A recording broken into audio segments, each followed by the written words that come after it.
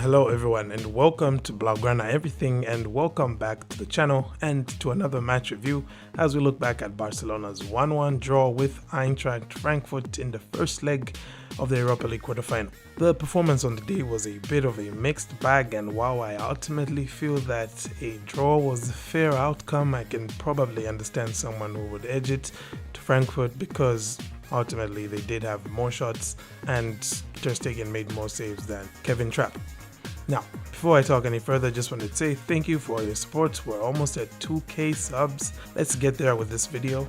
Hopefully, fingers crossed. Hit that subscribe button if you haven't yet, and give us a like as well. That way YouTube will show you more of this content. So, as usual, I'll take you through the tactical setup of the two sides before talking about my negatives and positives and trying to pick my man of the match. Alright, let's get to talking about the tactical setup. Barcelona set up with the usual 4-3-3, though we did see some variation from the team that has started majority of the La Liga matches recently. Araujo had to play right back due to the absence of both Alves and Dest, who were unavailable, so Eric Garcia started alongside Gerard Piqué, and elsewhere Adama Traore and Gavi got the nod ahead of Dembele and Frenkie de Jong. Frankfurt on the other hand set up in a 3-4-2-1 with the following players. Now, the match against Sevilla gave us a bit of a glimpse into how it could potentially look if a manager figured out and adequately prepared for Xavi. While Sevilla were able to stifle Barcelona's offense on Sunday, they were not able to really trouble Barcelona's defense and enter Eintracht Frankfurt at this point, as the German side were able to do both these things, as they ultimately limited Barca to just 3 shots on target, despite Barcelona having as much as 66% of ball possession. Just have to say though that Barcelona's performance and use of the ball could and should have been far better. So to further explore that thought, let's get into my negatives and positives.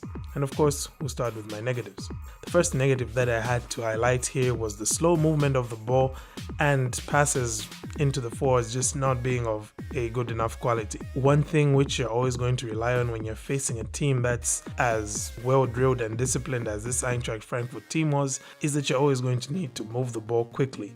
That way you can take advantage of opponents being out of position, and also you are able to create passing lanes that otherwise wouldn't be there if you are being static. And during the first half in particular, there was a lack of movement from Barcelona's forwards. I think off the ball there weren't much runs being made, and when those runs were made and somebody tried to pick out a pass to them, we just were not seeing good enough passes.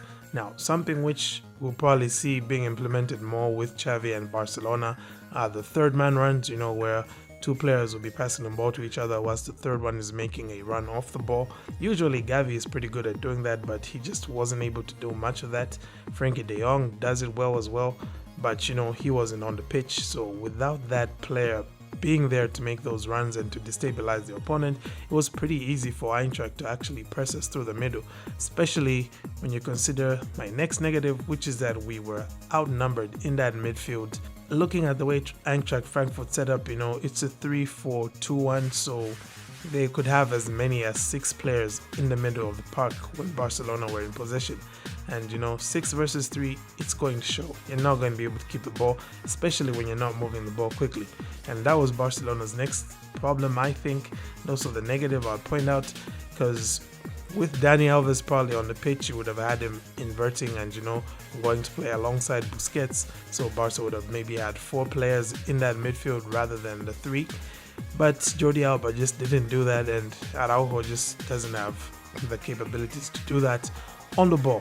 So ultimately that's what made Barcelona suffer a lot in the first half, in particular when the Eintracht Frankfurt players were still pretty energetic. And my third and final negative, which I will have to point out here, was how shaky we were when defending counter-attacks. I mean, I lost count of the number of times I was thinking, why don't you just foul the guy who's about to pass the ball? That's obviously going to catch you out. We didn't do enough of that, I think. It's something which we have added to our game recently, making those professional fouls to stop those dangerous balls being played in, but we just weren't anywhere near to doing it against Frankfurt. And I mean, you can look at the fouls count just to see how little Barcelona were really getting into those situations and stopping Frankfurt from making counterattacks. By comparison, Frankfurt's foul count was pretty high, not because they were being physical, although they were, but it's because whenever Barcelona were in a position where they could move the ball quickly and create a counter-attacking situation, they would foul the guy carrying the ball, which is, I think, what you're supposed to do. Anyway, enough of the negatives, let's talk some positives. And I would say my first positive was the impact from the subs.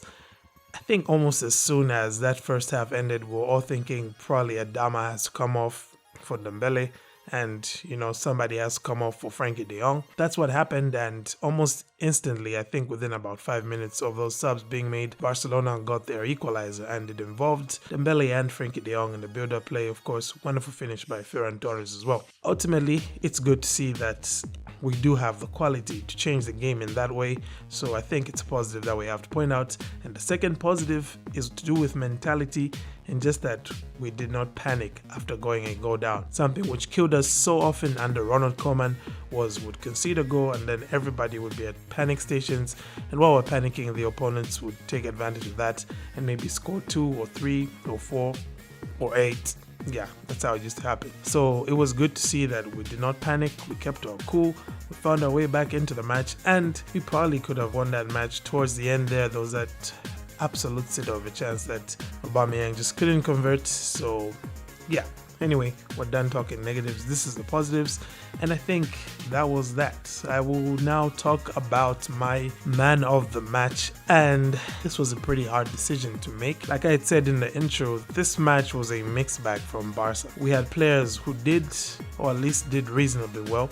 Ferran Torres, I thought, especially in that first half, was pretty reasonably good, and Eric Garcia, despite having 1 or 2 mistakes, ultimately I think had a pretty good match, and so did Pedri once Gavi came off. I don't know, maybe I should have put that as a negative as well, like Gavi and Pedri just isn't working yet. But anyway, it's a work in progress. They haven't played many matches together. Where was I? Man of the match? I'm going to go with Ferran Torres simply because, he got the goal when we needed it, and he's really the only player on the pitch who looked like scoring for Barca. Forced that wonderful save from Kevin Trapp, and yeah, he scored with a nice little clinical finish. Well, that's all she wrote for this one, folks. Away goes are no longer a thing, so basically the match at Camp Nou will be a level playing field, and Frankfurt have shown that they can definitely cause Barcelona enough problems to edge the encounter should Blaugrana show the same luck of incisiveness we saw in Frankfurt. However, that's a worry for next week. For now, all focus shifts to Levante on the weekend, as Barcelona will be playing away from home in a venue where they have not always fared so well in recent history. We've caught our fair share of L's there. Anywho, what were your thoughts on the game? Who was your man of the match? Tell me in the comments. Thank you for tuning in. Have a great day, and Forza Barca.